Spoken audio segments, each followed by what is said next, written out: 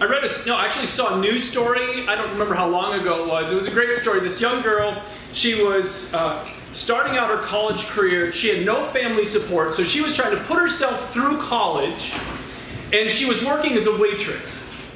And if you've ever been a waitress in your life, you don't often make a lot of money. It depends on the tips. And she was just barely making ends meet. She was trying to go to a 4-year school to be a nurse, so she wanted a nursing degree. So eventually, obviously, it would have been a good job for her, but she couldn't afford it anymore. Well, there was a man who started eating breakfast at her restaurant every single day. He was retired, and he would come and sit at the same table, and she was his waitress. And so they built a friendship. And so he really liked her. And one day, he knew she was going to school, and one day he just asked how school was going, and she was honest with him. She said, you know what, I think I'm going to have to drop out. I can't afford this anymore. I'm really on my own. I got to try and make ends meet, and I can't. So I think I'm just going to have to drop out of college. And so he thought about that for a while. He was a wealthy, retired man. He came back the next day, and he said, don't drop out. Instead, would you bring your college bills to me, and I'll pay them for you. And she, in her head, thought, well, that's really sweet, but she thought, who actually does this? So she wouldn't bring him in. She didn't bring him in for, I think, 2 weeks. So she wouldn't bring her bills in until finally he just kept after her, and finally one day she brought her college bills in to him. And sure enough, he wrote a check to the college, paid off all of that semester's debt. And then every single semester from there on out, he wrote a check to cover all of her tuition and all of her books. And he did this for the full 4 years of her college career. And she graduated with a nursing degree and no debt. Isn't that, I was watching this news story, and you can see, they showed it, of course, when she was done with school, and she's a nurse now, and the interaction they still have together, and how grateful she is. And it was really an incredible story to watch. And then I was thinking, as I was prepping this message, wouldn't it be great if it happened to you? Wouldn't it be nice, some retired person, just with a lot of money, and just kind of likes you. And all of a sudden, they take an interest in you, and they just start writing checks. But if we're dreaming big, wouldn't it be amazing if Bill Gates did this? Okay, do you know who Bill Gates is? The wealthiest man in America. Let's say that Bill Gates hears about you somehow. And Bill Gates just finds out, he's heard your story, he's just like something, you know what it's like, sometimes you just meet someone who's like, there's just a connection there. And so Bill Gates just has a connection with you for whatever reason, and he really likes you, and so he comes to meet you and he says, is there anything I can help you with? For those of you who don't know, Bill Gates is worth $88.3 billion. Billion dollars. And so Bill Gates just takes an interest in you and goes, man, can I help you with anything? Is there anything I can do to help you? Could Bill Gates solve any problems in your life? Wouldn't that be amazing if that happened? I bet he could solve a lot of things in our lives, a lot of our problems in our life. But I have better news for you. The better news is the God who made the heavens and the earth has entered into a relationship with us where he has said, how can I help you? Not Bill Gates, the God of the universe.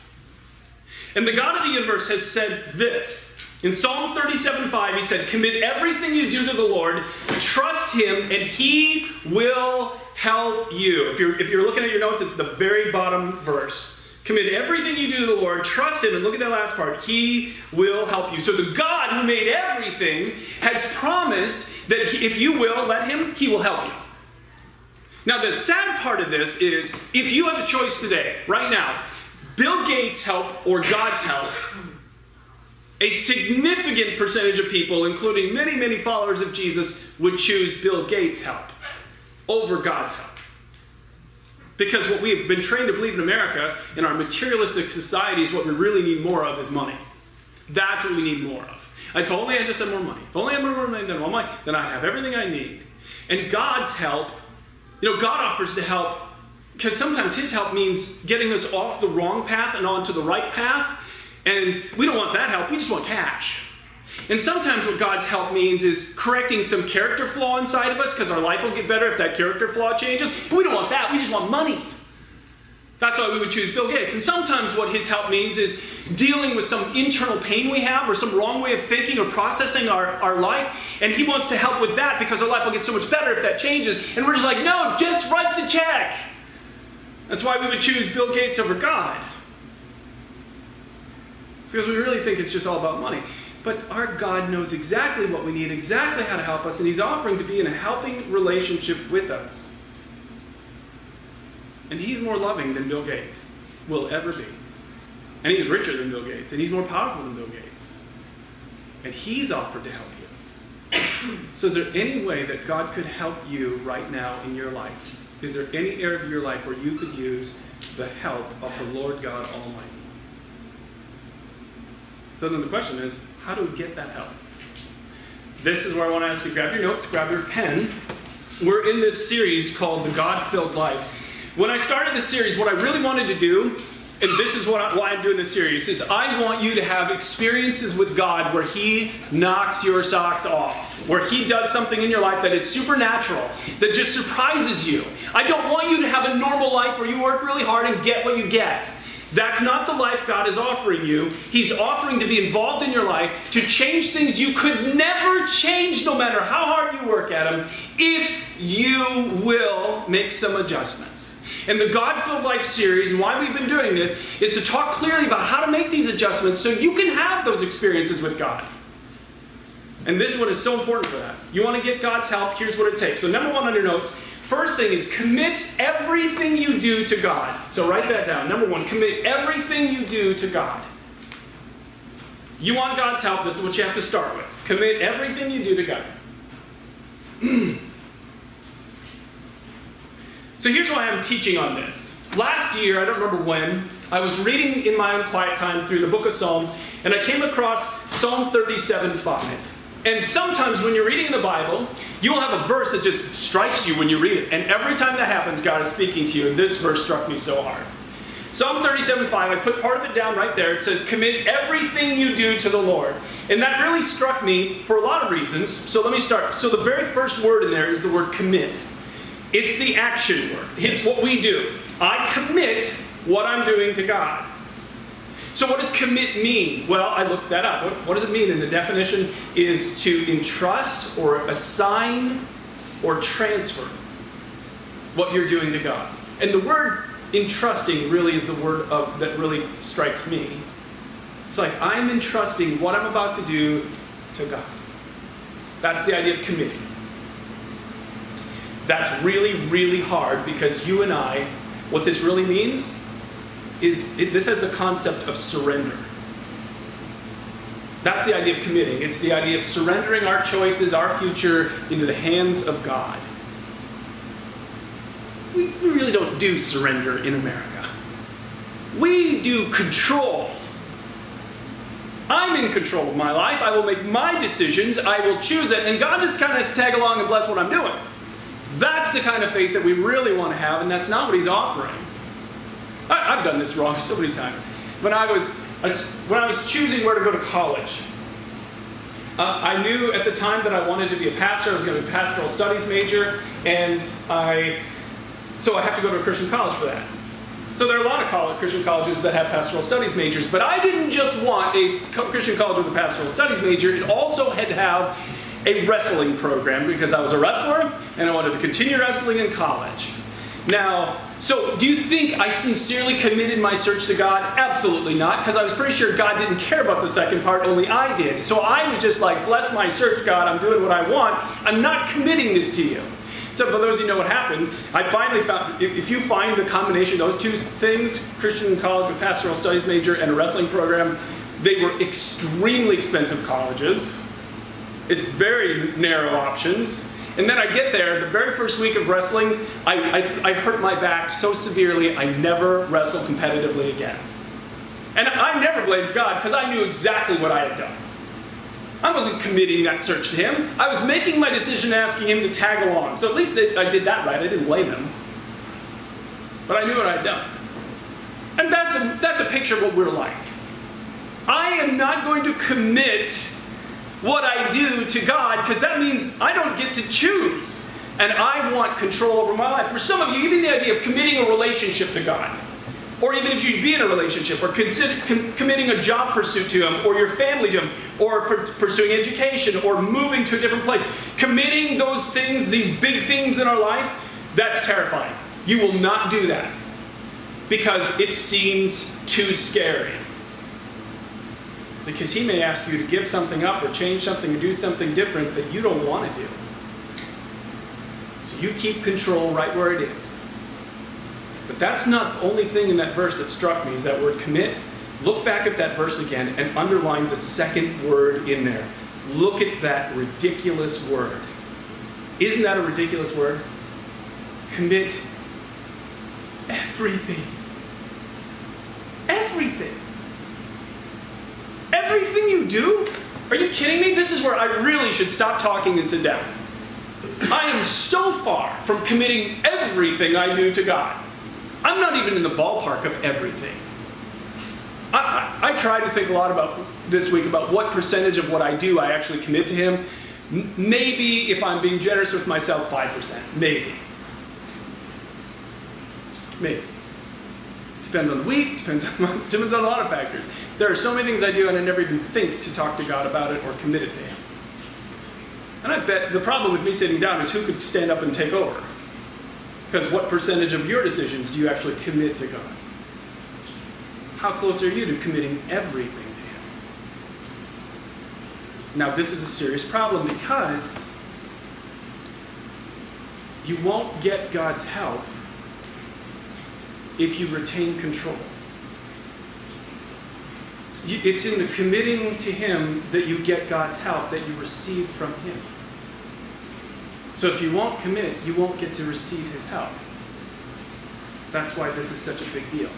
By the way, this is also why, if you were honestly to evaluate your life, if I were to ask you, tell me the last time God really did something that blew you away in your life personally, where you got to experience His love and power, changing something that could never be changed on your own. Tell me the last time. Some of you have absolutely no stories that come to mind, and the reason is you don't do this. You don't commit what you're doing to God.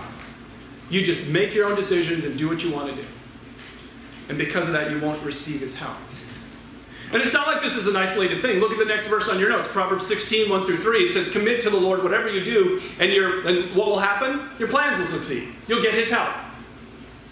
If you do the first part. It is not an isolated thing in the Bible. It's commit, and you'll get His help. Commit, and you'll get His help. So what does it mean to actually commit? What does this mean in practical terms? This is my best shot at this, since I'm not very good at this. On your notes, 3 things. First, it means admit you need His help. That's the first thing.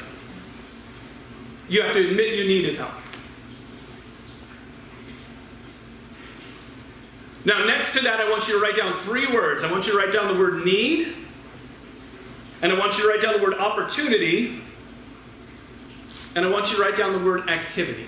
Those 3 words. Need, opportunity, and activity. Because these are all opportunities to commit things to God. So God, here's a need in my life. I'm committing this need to you. I can't take care of this on my own. I need your help with this. God, here's this opportunity I have. I got this job offer. Should I say yes? Should I say no? I'm committing this decision to you. Or here's this activity. This week I'm going to be doing this. I'm committing this activity to you. Need, opportunity, activity. You start by admitting I need your help with this. Second thing you do is you neutralize your will. Letter B on your notes, you neutralize your will. Hardest part of this whole thing may be that sentence. I've taught on this many times. It's from one of my favorite authors, a man named George Mueller. He said when you're trying to discover what God wants, like let's say you have an opportunity. Let's say you get a job offer. And you need God's help to make the right decision. You admit, I need your help, and then you neutralize your will. You say, God, I got these 2 jobs. I got this job I have, and I have this opportunity. I neutralize my will. You show me what you want, and I'll do it. I'm not telling you what to do. I'm neutralizing my will. You just show me what you want, and I'll say yes to that. That's committing your decisions to Him. And then letter C, you ask God to help you. You actually ask Him, help me. And sometimes that's what your prayer will really sound like. God, help me. God, help me. Ask God to help you.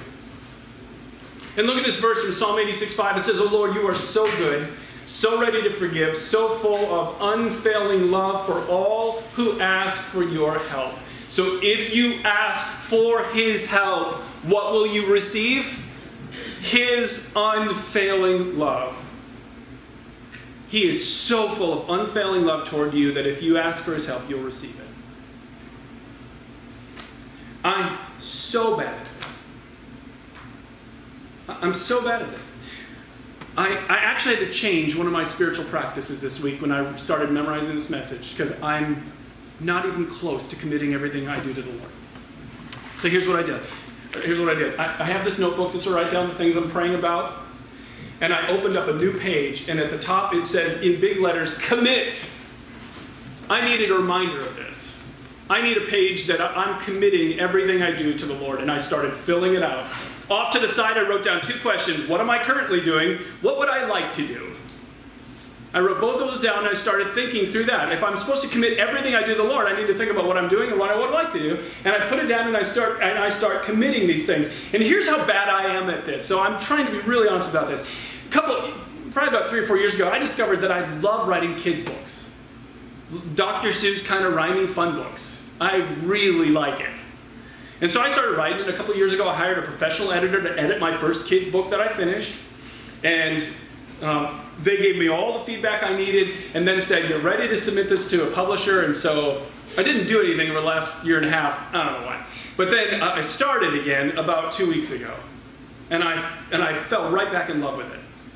I remembered how much I love this. So I sent it off to a publisher, and then this last week I sent it off to another publisher. And this, I'm just going to have to, if you've ever tried to publish anything, you're going to get rejected so many times, and maybe someone will take you up on it, but who cares? It's still fun. And so all of a sudden I'm memorizing this sermon, and I'm like, commit everything you do to the Lord. You know what? I have never even talked to you, God, about my writing. I'm just doing this. So it's right there on the commit page. Here's what I'm doing, God. I'm committing it to you. If you want it to happen, fine. If you don't want it to happen, fine. I'm still enjoying it. And now I'm filling in everything that I'm committing to him. Everything you do, you commit to him, and he will help you. Now, what will his help look like? I have no idea. I'm not assuming it'll mean I will be a published author. I'm not assuming that. But he'll help me. I don't know what the help will look like. So what would you put on this page? If you were writing a commit page, what would you put on there? You want God's help? That's where you start. Now, number 2 on your notes. Now, the second thing you have to do is trust that God knows what he's doing. Number 2 on your notes. Would you write that down? Trust that God knows what he's doing. If you want God's help, you commit everything you do to him, and then you trust that he actually knows what he's doing. And this is where it's so hard. I read about a pastor of a church. He was a beloved pastor, and he was having some health problems, and finally the doctors reported that he had a rare form of cancer. It was terminal. There was nothing they could do. So the church gathered around this pastor, and they prayed, and they prayed, and they fasted, and they prayed, and they just trusted God that he would heal him, and he died. And he didn't help. And one church member, after it was over, said this: as far as I'm concerned, I'm never going to ask God for anything again. Why should I bother? I don't want to be hurt again. Have you ever been at that point in your life? Have you ever asked for help in some area that really mattered to you, and he didn't help you? That's where your faith really takes a shot. And look what he goes on to say. Look at your notes. Look at that verse, Psalm 37:5. Commit everything you do to the Lord, and then underline the next 2 words. Trust him. Now, if you're underlining, I want you to circle the word him. Because if we were honest, what we wish the verse said is trust yourself. Trust yourself. Because that's how we live.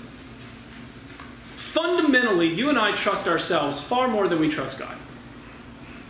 Because that's how we live. A problem comes up in your life, an opportunity comes up in your life, we don't even commit it to God. We don't even think to commit it to God. We just solve it ourselves. Why? Because we fundamentally trust ourselves, not God. Because if you actually trusted in a God who is loving and powerful and amazing and completely committed to you in unfailing love, you'd commit things to him. Because you know you could trust him. But the fact that we commit so little to him reveals how little we actually trust him. Because if you trusted a God like that, you'd commit things to him. The fact of how many decisions we make on our own without even thinking about God reveals how little we actually trust him. And it's not like this is an isolated thing in the Bible. The Bible says this. Take a look at this. Look at how the level of trust he wants to bring us to. Psalm 33:4. The word of the Lord holds true, and we can trust pretty much a lot of the things he does. No, there's that word again. Look at the word. Underline that word. We can trust everything he does. Do you believe that? You really need to answer that question in your own heart today. Do you trust everything that God does? I got a good friend right now who lost his job in a very unfair way. He did not deserve to be treated the way he's been treated.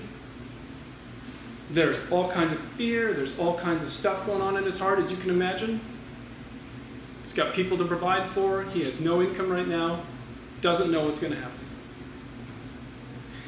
If he were here today and he read that verse, I wonder how he'd respond. You can trust everything he does. The only way you're going to trust everything he does is if you learn a lesson that I had to learn a long time ago. I've taught on this many times. Some of you heard me teach on this before. Off to the side, would you write these 3 words? 5 words. Never judge in the middle. Some of you heard me teach on this before. It's just a good reminder for you then. Never judge in the middle. If you want to keep your faith alive, then you have to learn never to judge in the middle. Every crisis in your entire life has 3 parts to it. It has the beginning part. My friend, your job is over. Oh my goodness. There's panic, there's fear, there's all kinds of emotions at the beginning. And then there will be the end. There will be a time when my friend gets hired and he sees light at the end of the tunnel and the crisis is coming to an end and he'll be like, oh, thank God. Whew, that's over. It's in the middle that's the hardest to keep your faith alive. Where you can't see how it's going to end. You don't see light at the end of the tunnel because there's no light there yet. It's in the middle where trusting him is the hardest. Some of you are simply in the middle today. You're in the middle of something you can't solve, you can't figure out, you can't see how it's going to turn out for good. God has promised that he will bring good out of everything you go through. You can't begin to imagine how he could bring good out of what you're going through right now. And your faith is struggling. You don't trust him in the middle. You're struggling with this. Understandably so. That's what it's really hard to trust God is when you're in the middle. I've told how I learned this, but some of you may not have heard this story. I learned this back in the mid-1990s. I was a pastor of a church in Madison. It was a very unhealthy church. It no longer exists. And by the way, that was a good thing. That church should not exist. The behavior was so toxic. And the way that my time there ended was really painful. And I really got hurt by some of the things that were done. And I was upset at God. I judged in the middle because now I was leaving, didn't know where I was going to go, didn't know how God was going to bring good out of that. Remember how I said at the beginning, when God wants to help you, sometimes we don't know it's actually help. It doesn't feel like help because it's not cash. Cash would be helpful. And God's like, no, you're on the wrong path. I want to get you on the right path. But you don't see that when you're in the middle. You only see it down the road and you look back. But that's exactly what he was doing for me. He was taking me out of a very unhealthy environment, bring me to Dodgeville so I could start a church and have these incredible experiences. And like 3 years into that church, that all of a sudden one day it struck me. It's like, oh my goodness, thank God he got me out of there. Wow. And I fought that. I was mad at him. And then I had some apologizing to do. And that's where this phrase developed in my head. Don't judge when you're in the middle. He's made these promises to you, unfailing love. He will bring good out of everything you go through, even evil done to you. Our God will bring good out of that. Incredible promises.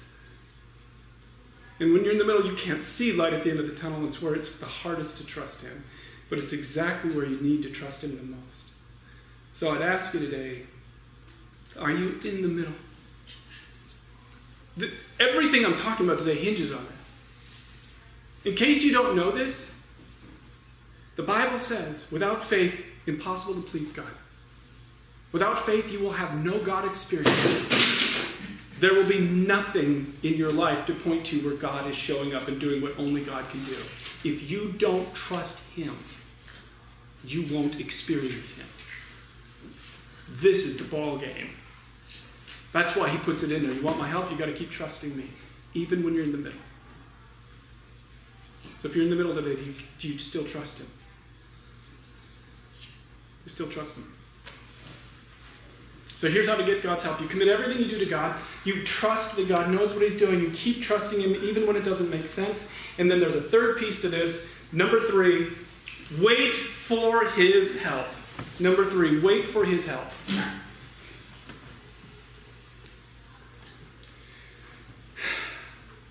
You commit everything you do to him. You trust that you keep trusting him even when you're in the middle and you can't see how it's going to turn out. And then you wait for his help. You think about all the things that people are waiting on right now. Some of you are waiting on some of the things on this list. Some of you are waiting on word about a job that you applied for, and you're waiting. Some of you are waiting for a possible raise or promotion. Some of you are waiting for Mr. or Mrs. Right to show up. Some of you are waiting for pregnancy test results. You may be waiting for a judge's decision on a case you're involved in. You may be waiting for an important email. You may be waiting for approval of a loan, for an answer to a prayer. You may be waiting for your finances to turn around. You may be waiting for your pain to stop. We're waiting for a lot of things in our lives. If you think about it, you're waiting for things. There's things you're waiting for right now. Now, there is nothing in Psalm 37:5, this verse I've read to you again and again. The bottom of your notes, look at the very bottom. Commit everything you do to the Lord, trust him, and he will help you. The word wait does not occur in that verse, right? You don't see it in there? So here's why I'm teaching on this. Shortly after I read that verse in Psalm 37:5 and loved what I read, just a few days later I was reading Psalms and I read this verse, Psalm 62:1. Look at this. I wait quietly before God, for my victory, which is help, comes from him. Now, if you've got your pen, would you underline 2 words? Wait quietly. Would you underline those 2 words? Wait quietly. Someone's like, I'm not underlining them. No way. Write it, underline them. Wait quiet. This is what he asks for. And it was the combination of this verse and the other verse that struck me so hard, and it became a mantra in my life. I actually wrote it in my journal. 3 words. Commit, trust, wait. You want God's help, that's your mantra. Commit, trust, wait. Commit, trust, wait. Commit, trust, wait. That's how you get God's help. You commit what you do. You commit everything you do to the Lord. You trust him. And you wait. Oh my goodness. Could this be a more ridiculous message? How good are we at waiting? And oh, by the way, how good are we waiting quietly? Right? It's almost laughable, isn't it? If I were to ask you, because we have 2 options when it comes to waiting. We can wait loudly, right? We can wait and complain and moan and pout and be upset at God. I mean, how much complaining did you do this last week? Some of you complained on the way to church today. And it's like, it's who we are. We've got these bad habits in our life. We wait and complain. We wait loudly. We don't wait quietly. By the way, that's rooted in trust also. You're not going fast enough. Why aren't you listening to me? Because I know better than you. That's trust. That's why we wait loudly. Or the other thing we do is we just don't wait. You know, there's a sad, sad story in the Bible. First king of Israel is a guy named Saul. The end of his time as a king happened because he wouldn't wait. There was a large army that had come up against the nation of Israel. He was ready to go to war, but they wanted to make a sacrifice to God before they went out to battle. Now, the only one who could do that was Samuel the prophet, and so he was waiting for Samuel to come, and all of a sudden the soldiers were getting scared, and they started leaving, so he's like, I'm done waiting, doing it myself. And he makes the sacrifice, then Samuel shows up and said, what have you done? This isn't your role. And he just was tired of waiting, and he was scared. He didn't trust that God could do something. And it was the end of his time as a king. I mean, how many times have you and I just stopped waiting? I prayed about it once. I asked God for a couple of times, then I just stopped waiting. I just fixed it myself. That's what we're like. Because waiting is only going to happen if you trust, and it just takes time for God to do what he wants to do. His ways are not our ways. So I was so struck by this waiting quietly. The reality is, in my life today, I'm waiting for a lot of things. I really am in a position of waiting. Every 6 months, my manager sits down with me, and I love my manager. And my manager asks a whole series of questions, and they ask everyone in the department these questions. And they're questions about, are you satisfied with your current job? If someone came along, would you be tempted to leave? What would tempt you to leave? Are there things you could offer? And so I'm very honest. I have a great relationship with my manager. So when they ask me these questions, I'm honest and say, I like what I do, but this isn't where I'm supposed to be long term. There are other skills that I have that I'm not being able to utilize. I'm very honest with them. And there have been opportunities to apply for jobs internally, and I've talked to my manager every time. I'm going to apply for this job. Here's why. Here's what I think.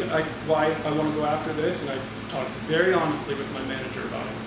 We have a very good relationship.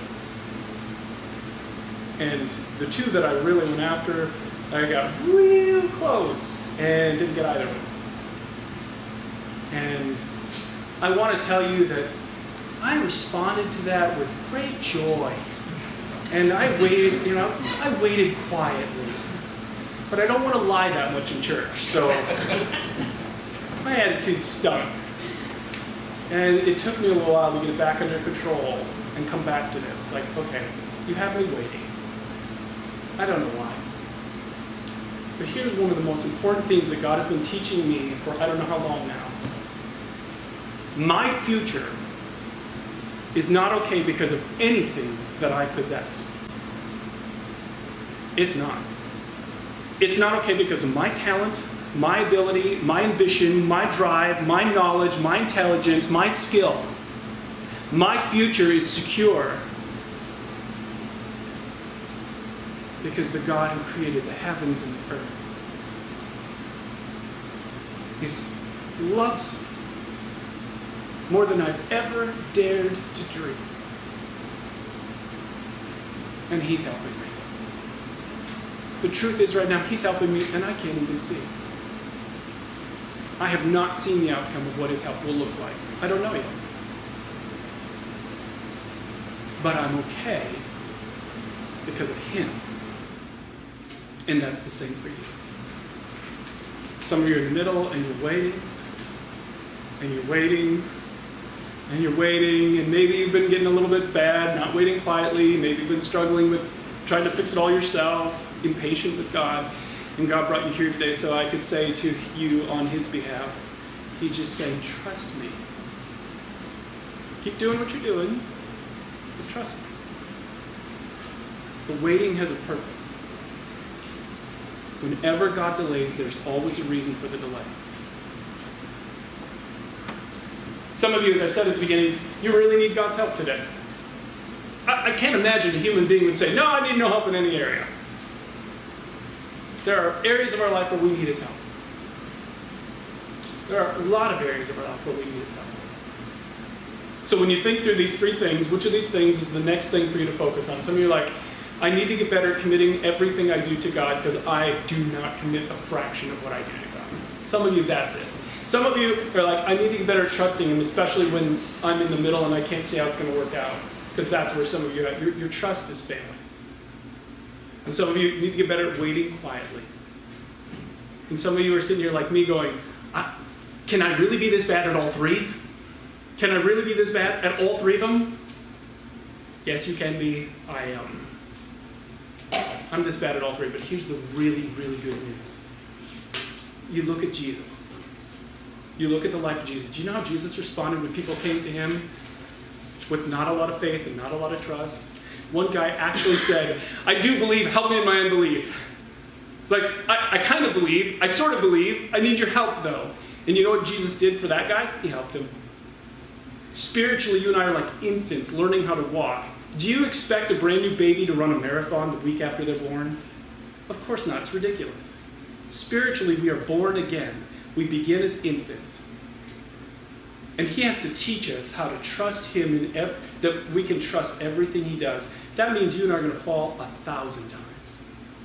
And he's patient with you every time. And here's the good thing. You just turn back to him. You admit you need him. You ask for his help. You get his help. Because he sees you realistically. And he wants to help you keep trusting him. Let me have you bow your heads.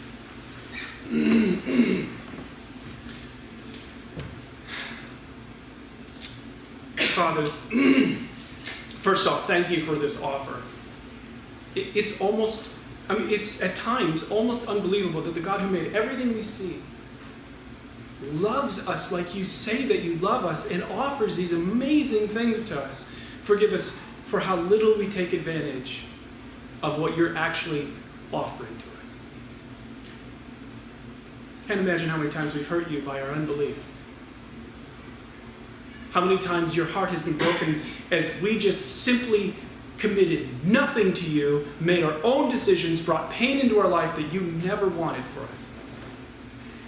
Because we wouldn't entrust our future to you.